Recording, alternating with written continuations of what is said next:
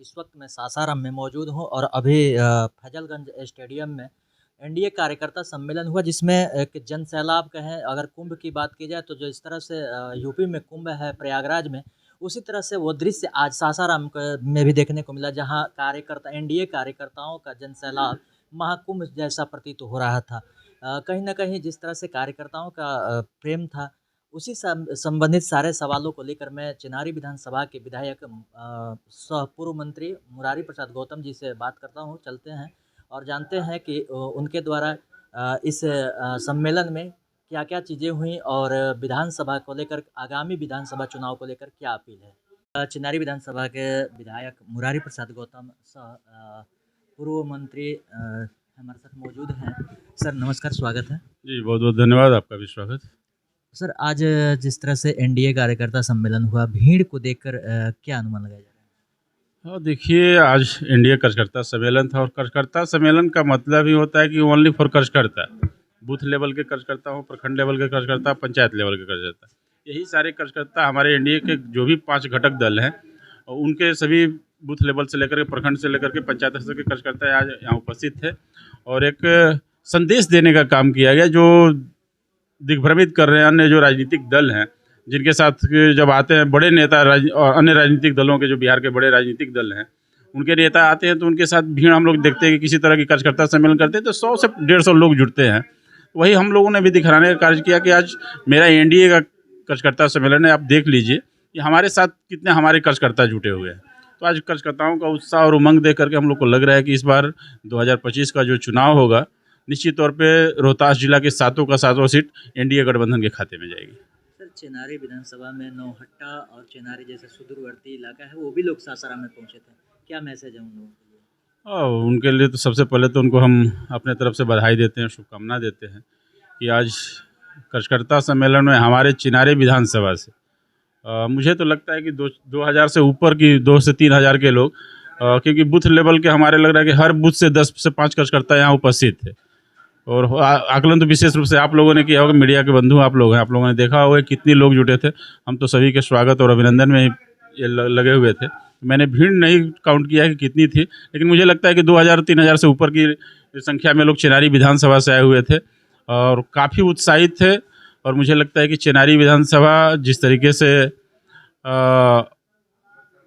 रफ्तार पकड़े हुए है, आने वाले समय में वहाँ से भारतीय जनता पार्टी जीत हासिल करेगी। सर आगामी विधानसभा चुनाव सर पे आ चुका है और ऐसे में चिनारी विधानसभा के लिए कुछ मैसेज है खास? आगामी चुनाव जो भी होता है कार्यकर्ताओं पे होता है, जनता पे होती है और आपने कार्यकर्ताओं का उत्साह जिस तरह से देखा और कार्यकर्ता जिस उमंग के साथ यहाँ, ऐसा नहीं था कि उनको जुटाया गया था, कोई साधन संसाधन नहीं दिया गया था, अपने साधन से, अपने संसाधन से, अपने सुविधा अनुसार सारे कार्यकर्ता सासाराम के फैजलगंज स्टेडियम में आए हुए थे। तो निश्चित तौर पे उनका जो संदेश है चिनारी के लिए, मुझे लगता है कि हमारे राजनीतिक दल, हमारे एनडीए की जो घटक दल है, वो समझ रही है कि चिनारी भाजपामय हो चुका है और भारतीय जनता पार्टी निश्चित तौर पे वहाँ से 2025 में जीत हासिल करेगी। नौहट्टा और रोहतास जो सुदूरवर्ती एरिया है चिनारी विधानसभा का, विकास की जो कुछ बातें रह गई हैं उसको लेकर आगामी चुनाव में क्या कहना चाहेंगे? देखिए कई वर्षों से हम लोग देख रहे हैं कि चिनारी, रोहतास और नौहट्टा जो हमारे चिनारी विधानसभा का सुदूर पहाड़ी के उस पार और सोन के तलहटी में जो अवस्थित एरिया है, काफ़ी दिनों से चिर परिचित मामलाएं वहाँ पे आती थी। एक तो आपको अकबरपुर से अधौरा रोहतासगढ़ किला जाने के लिए सड़क, पंडुका पुल, झूला का निर्माण और सड़क का निर्माण, आप देख रहे होंगे इन सारी चीज़ों से। इससे पूर्व आपने देखा होगा 2005 बात की जाती है, जब भी होती है तो तुलना की जाती है 2005 और 2005 के बाद की, या आप 2020 में ही देख लें, 2020 से 25 का जो कार्यकाल रहा है, 2020 से 25 के कार्यकाल में पंडुका पुल का निर्माण कार्य प्रारंभ हुआ,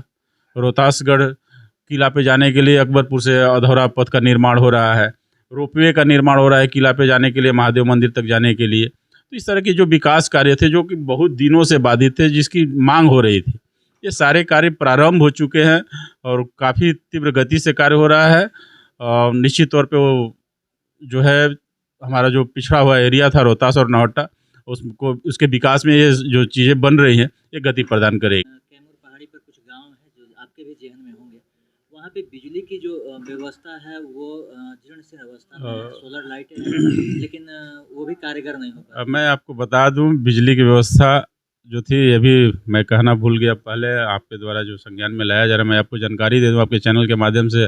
अपने क्षेत्रवासियों को भी ये जानकारी देना चाहता हूँ कि जो बिजली की समस्या थी, जो अभी हम लोग सोलर लाइट की जो समस्या झेल रहे हैं, कहीं न कहीं कभी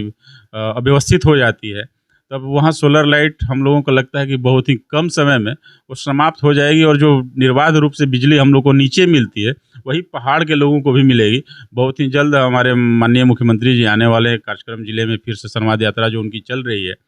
तो उस कार्यक्रम के दौरान आएँगे और हम लोग को पूरा उम्मीद है कि उस दिन ये बजट भी बन चुकी है, उसकी बजट भी अनाउंस हो चुकी है। उगहनी से पहाड़ पे बिजली चढ़ाने की और पूरे गाँवों में बिजली का करने का। उसके अलावा आपने देखा होगा कि दूरसंचार की व्यवस्थाएँ पहाड़ पे जब हम लोग जाते थे तो नेटवर्क की कमी होती थी। वो एरिया हमारा एक कहा जाए तो पर्यटन के लिए काफ़ी विकसित ज़ोन है और पर्यटक अगर जाएँ उनका मोबाइल काम नहीं करे तो कहीं न कहीं परेशानी होती है। तो वहाँ टावर भी का बीएसएनएल के द्वारा टावर का भी निर्माण हमारे प्रयास के बाद वहाँ टावर भी लग रहे हैं, ताकि वहाँ दूरभाष की भी जो दिक्कत हो रही थी, वो सारी कमियाँ दूर हो जाएँ। इस तरह से हम लोग लगे हुए हैं और अन्य जो भी और छोटी-मोटी समस्याएँ हैं, तो निश्चित तौर पे हम लोग सरकार के संज्ञान में लाते हैं और सरकार गंभीरता से लेते हुए इस कार्य को करती है। तो निश्चित तौर पे बिहार विकास की ओर बढ़ रहा है। हमारा क्षेत्र जो पिछड़ा हुआ था, आज गति पकड़े हुए है विकास की ओर। सर, आगामी चुनाव को लेकर चिनारी विधानसभा की जनता से क्या अपील? और जनता से अपील है कि जिस तरह से उनका आशीर्वाद मुझे पूर्व में प्राप्त होते रहा है और आज भी कार्यकर्ता सम्मेलन के माध्यम से जितने हमारे कार्यकर्ता आए थे, जिस तरह से अपना आशीर्वाद और स्नेह मेरे साथ उन लोगों ने दिया है, आने वाले जो समय है, निश्चित तौर पे मेरे लिए लगता है कि सुखदायी होगा और जनता के हित में जो भी कार्य है, मैं चाहता हूँ कि चिनारी विधानसभा विकास की गति को और तेज़ विकास की गति और तेज़ हो, इस तरफ हम प्रयास भी कर रहे हैं।